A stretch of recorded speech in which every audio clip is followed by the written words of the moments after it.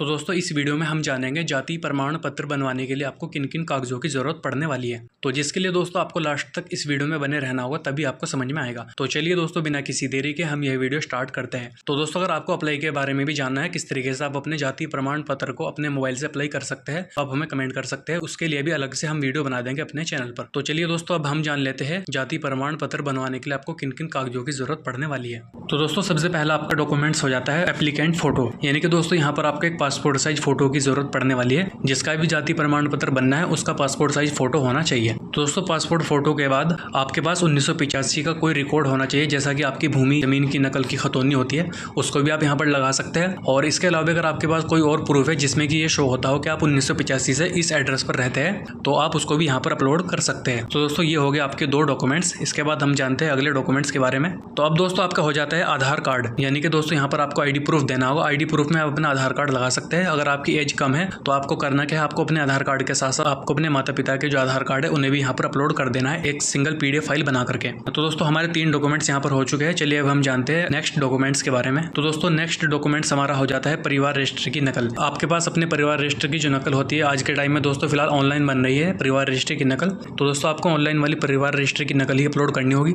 Offline वाली अब valid नहीं है। तो इसके बाद हम जानते हैं नेक्स्ट डॉक्यूमेंट के बारे में। तो दोस्तों आपका नेक्स्ट डॉक्यूमेंट हो जाता है हाउस टैक्स। अगर आप शहर में रहते हैं, सिटी में रहते हैं, तो आप अपने हाउस का जो टैक्स फिल करते होंगे तो उसकी रसीद भी यहाँ पर आपको अपलोड कर देनी है। अगर आप टैक्स फिल करते हैं, अगर आप टैक्स नहीं फिल करते तो इसे आपको छोड़ देना है, फिर आपको इसकी जरूरत नहीं है। तो इसके बाद दोस्तों नेक्स्ट डॉक्यूमेंट हो जाता है बिजली का बिल या पानी का बिल। दोस्तों आपको अपने बिजली का बिल या पानी का बिल अगर आपके पास है कनेक्शन, तो उसको भी आप अपलोड कर सकते हैं पीडीएफ फॉर्म में। चलिए अब हम जानते हैं इसके बाद नेक्स्ट डॉक्यूमेंट के बारे में। तो दोस्तों इसके बाद आपका डॉक्यूमेंट्स हो जाता है बैंक पासबुक। आप चाहे तो अपने बैंक की पासबुक भी यहाँ पर अपलोड कर सकते हैं। अगर आपके पास कम डॉक्यूमेंट्स है तो आप अपने बैंक की पासबुक भी यहाँ पर अपलोड कर सकते हैं। दोस्तों ये मैंडेटरी नहीं है, ऑप्शनल है। आप चाहे तो इसे अपलोड कर सकते हैं और आप चाहे तो इसे छोड़ भी सकते हैं। दोस्तों ये होता है कि जितने भी ज्यादा आप डॉक्यूमेंट्स अपलोड करेंगे उतना ही आपका जाति प्रमाण पत्र बनने के चांस रहते हैं। आपका जाति प्रमाण पत्र जो होता है रिजेक्ट नहीं होता, वरना जितने भी आप कम डॉक्यूमेंट्स अपलोड करेंगे उतना ही आपको प्रॉब्लम होती है, आपका जो सर्टिफिकेट है वो रिजेक्ट कर दिया जाता है। तो इसलिए आप चाहे तो इसे अपलोड कर सकते हैं और आप चाहे तो इसे छोड़ भी सकते हैं। तो चलिए अब हम जान लेते हैं और किन किन डॉक्यूमेंटों की आपको जरूरत पड़ने वाली है। इसके बाद दोस्तों आपका हो जाता है गैस कनेक्शन। अगर आपके पास आपके गैस का कनेक्शन है तो आप उसकी कॉपी को भी यहाँ पर अपलोड कर सकते हैं, और अगर नहीं है तो आप इसे छोड़ भी सकते हैं।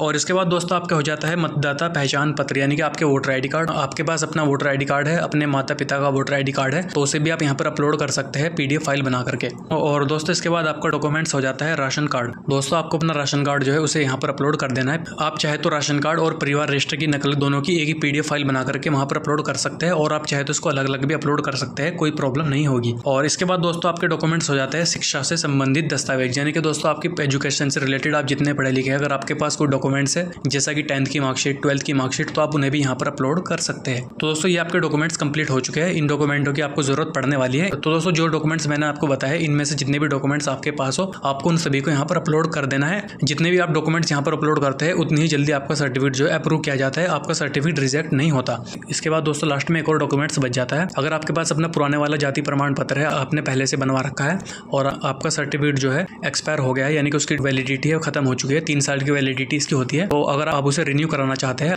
तो उसे भी आप यहाँ पर अपलोड कर सकते हैं। उसका भी ऑप्शन आता है उसमें अलग से अपलोड करने के लिए, जिससे क्या होगा कि आपका सर्टिफिकेट रिजेक्ट नहीं होगा। तो दोस्तों ये हो गया आपको जाति प्रमाण पत्र बनवाने के लिए किन किन कागजों की जरूरत पड़ने वाली है उसकी कंप्लीट इन्फॉर्मेशन। इसके अलावा अगर आपको अप्लाई के बारे में भी जानना है, किस तरीके से आप इसको अप्लाई कर सकते हैं, तो आप हमें कमेंट कर सकते हैं। उसके लिए भी हम अलग से वीडियो अपने चैनल पर अपलोड कर देंगे।